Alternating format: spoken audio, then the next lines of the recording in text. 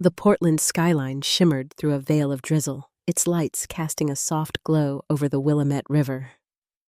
My home, a mid-century modern gem nestled in Laurelhurst, stood quiet under the October rain, its sleek lines and wide windows a testament to my years as an interior designer. Inside, the living room was my sanctuary. Sage green walls, a reclaimed oak dining table from my grandmother, and a gallery of black and white photos I'd curated with care. But as I turned the key in the lock, returning from a design conference in Seattle, a chill ran through me. The air smelled wrong. Lavender potpourri and lemon polish, scents foreign to my minimalist aesthetic. I, Rachel Wilson, froze in the doorway, my suitcase forgotten on the porch. My heart pounded, a primal instinct screaming that this wasn't my home anymore. The walls, once a soothing sage, were now smothered in cream damask wallpaper. My photos were gone, replaced by gaudy gold-framed landscapes. The oak table, my grandmother's legacy, had vanished, its place taken by a hulking mahogany set with velvet chairs. Shock rooted me to the spot, my breath shallow, as if the house itself had betrayed me. "Daniel!" I called, my voice echoing in the alien space. No answer. Then, from the kitchen, my sleek, white oak kitchen, a voice chirped, "Rachel, you're back early." Evelyn, my mother-in-law, emerged, wiping her hands on a floral towel I'd never seen. Her smile was bright, but her eyes gleamed with something sharper. "I thought I'd surprise you," she said, gesturing proudly. "Daniel said you were too busy to finish the house, so I took care of it." My chest tightened, anger and disbelief warring within me. This wasn't a surprise. It was an invasion. Evelyn had erased my home, my identity, and Daniel, my husband, had let her. Tonight, in this house that no longer felt mine, I faced a choice: surrender to her control or fight to reclaim what was mine. What she didn't know was the secret I'd uncover, a plot to steal our home entirely, and the strength I'd find to turn her game against her. The discovery hit like a physical blow. I'd been gone 5 days, presenting at the Northwest Design Summit, my mind buzzing with new clients and ideas. I'd texted Daniel about catching an early flight, eager to sink into our bed, to feel the familiar grain of my grandmother's table under my fingers. Instead, I stood in a stranger's house, my sanctuary desecrated. The living room, once open and airy, felt claustrophobic, the damask walls closing in. The kitchen, my pride with its custom cabinetry, was cluttered with Evelyn's touches: frilly curtains, a garish teapot, and that cloying lavender scent. "Evelyn, what happened?" I managed, my voice trembling. She beamed, oblivious to my distress. "I gave it a proper family feel. Your modern stuff was so cold. It's all safe in the garage." The garage? My grandmother's table, the photos from our travels, relegated like junk. Rage flared, hot and sharp, but I swallowed it, needing answers. "Where's Daniel?" Before she could reply, the front door opened. Daniel, my husband of 7 years, stepped in, his briefcase swinging. His eyes widened at the sight of me. "Rachel, you're early." His voice was tight, his gaze darting to Evelyn. Guilt flickered across his face and my stomach dropped. "Daniel, what is this?" I gestured at the transformed space, my voice rising. "Your mother changed our home without asking." Evelyn stepped forward, her hand on Daniel's arm. "Now, Rachel, don't be dramatic. I was helping. Daniel thought it was a great idea." I stared at him, pleading for a denial, but he ran a hand through his hair, his telltale sign of discomfort. "I didn't think it'd be a big deal," he mumbled. "Mom put in a lot of effort." The words were a betrayal, colder than the rain outside. My home, my haven, had been handed over to Evelyn, and Daniel had stood by, complicit. Hurt sliced through me, but a deeper resolve took root. "Evelyn, you need to leave." I said, my voice steady despite the storm inside. Daniel and I need to talk. Her smile faltered, but she nodded, grabbing her purse. I'll bring the new curtains Tuesday, she said, breezing out, leaving a void of silence. Alone with Daniel, I faced him in what was once our bedroom, now a Victorian nightmare with heavy drapes and a canopy bed. How could you let this happen? I whispered, tears burning my eyes. His shoulders slumped. She meant well, Rachel. I'll talk to her, okay? But his words rang hollow, echoing years of Evelyn's oversteps, her ivory gown at our wedding, her suggestions on my cooking, my clothes, always with Daniel's silence. This wasn't just about the house. It was about respect, boundaries, and a marriage teetering on the edge. The next morning, Portland's rain had softened to a mist, the city cloaked in a silvery haze. I sat in our kitchen, now a clash of Evelyn's florals and my sleek design, sipping coffee that tasted bitter with betrayal. Daniel had left for work, promising to handle his mother, but I wasn't waiting for him. I needed to understand the extent of Evelyn's invasion. In the garage, I found my belongings stacked like relics.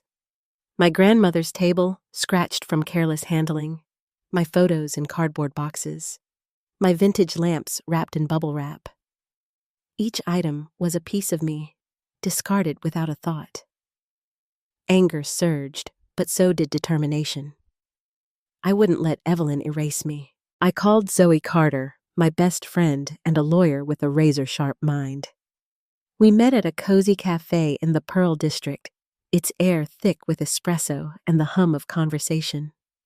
Rain streaked the windows, mirroring the turmoil in my chest.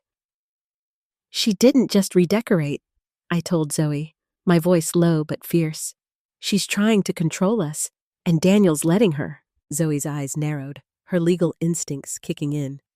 This is a boundary violation, Rachel, but it feels bigger. Have you checked the house documents? Property records? I frowned, confused. Why would I need to? She leaned forward, her voice urgent. Evelyn's manipulative. What if she's planning something more permanent? Back home, I rummaged through our files, my hands shaking as I pulled out the deed to our house. Everything seemed in order, until I noticed a new document tucked in a folder labeled Estate Planning. It was a transfer agreement dated 3 days ago, signing half the house to Evelyn with Daniel's signature. My heart stopped. This wasn't just redecorating, it was a takeover. I confronted Daniel that evening in our living room, the damask walls a mocking backdrop. You signed our house over to your mother? I held up the document, my voice trembling with fury. He paled, stuttering. She said it was for tax purposes, to protect us. Protect us? The lie was flimsy, and his guilt was written in every line of his face. Daniel, she's stealing our home, and you helped her. His silence was a second betrayal, deeper than the first. I felt the ground shift beneath me, my marriage fracturing under the weight of his inaction. If you don't fix this, I said, my voice cold, we're done. Zoe's office, a sleek space of glass and steel in downtown Portland, smelled of leather and determination. Rain pattered against the windows as we pored over the transfer document. It's fraudulent, Zoe declared, her pen tapping the paper. Daniel's signature was coerced, and Evelyn misrepresented her intent. We can challenge this in court. Hope flickered, but so did fear. Evelyn was formidable, her influence over Daniel a decades-long chain. What if Daniel won't fight her? I asked, my voice small. Zoe's gaze softened. Then you fight for yourself, Rachel. You're stronger than you know.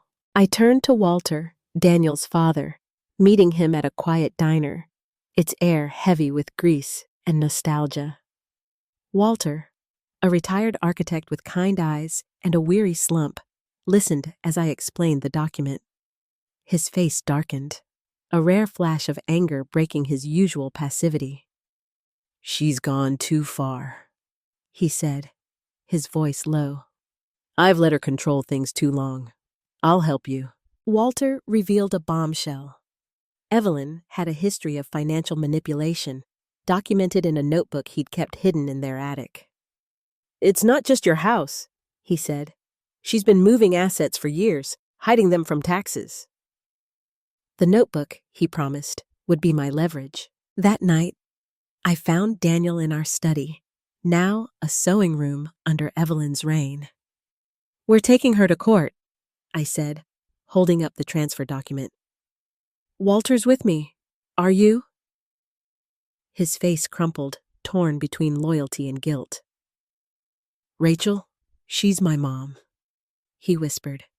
The words were a knife, but I stood firm. Then choose, Daniel, her or us. Before he could answer, my phone buzzed with an anonymous text.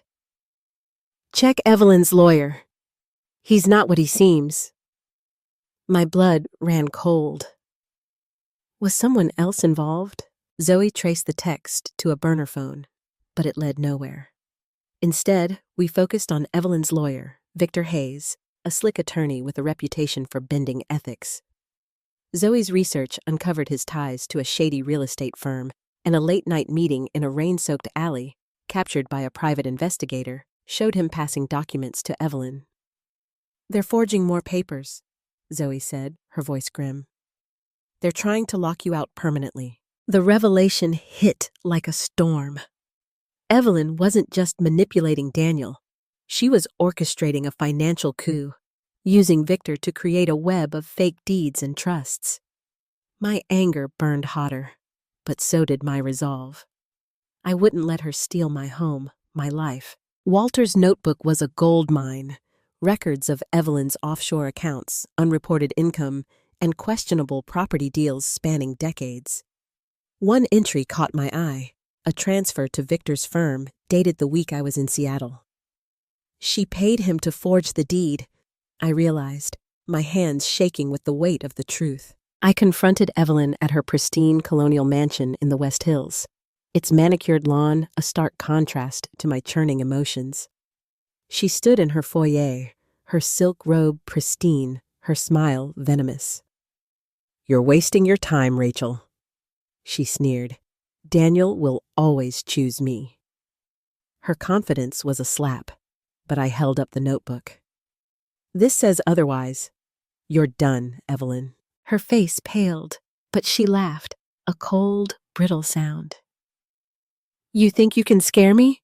That house is mine. As I left, another text arrived. Victor's meeting her tonight. Be careful. My heart raced. Who was helping me? At Zoe's office, Walter revealed the ally. Margaret, his old friend, and a former accountant who'd audited Evelyn's finances years ago.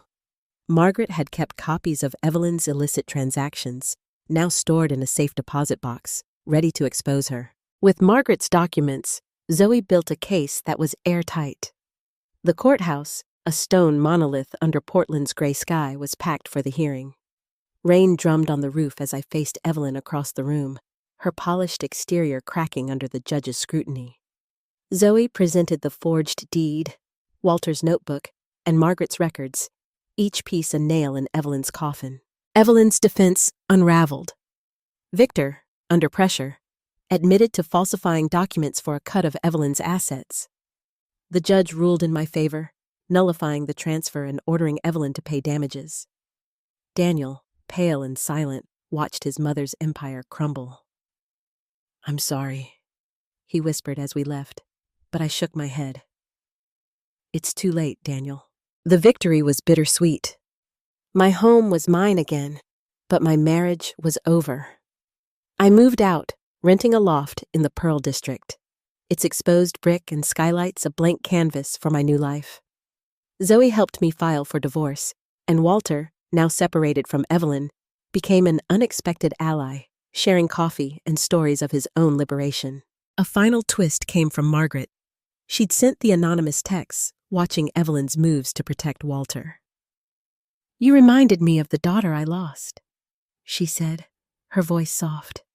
The revelation brought closure, a reminder of the bonds that carried me through. A year later, I stood in my new design studio, sunlight streaming through floor-to-ceiling windows, illuminating mood boards and fabric swatches.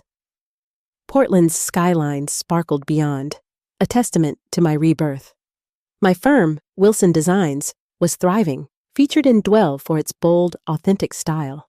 The house, fully restored, was my sanctuary again, its sage walls and oak table a symbol of my resilience. Daniel had moved to Seattle, working on himself in therapy. Evelyn, humbled by therapy, sent a tentative apology, which I accepted, but kept at arm's length. Walter, living in a cozy condo, visited often, his laughter a new constant in my life. Zoe, ever my rock, toasted my success at a studio opening, her eyes bright with pride. As I arranged a vase of lilies, their scent filling the air, I felt peace. Evelyn's invasion had nearly broken me, but it forged me stronger.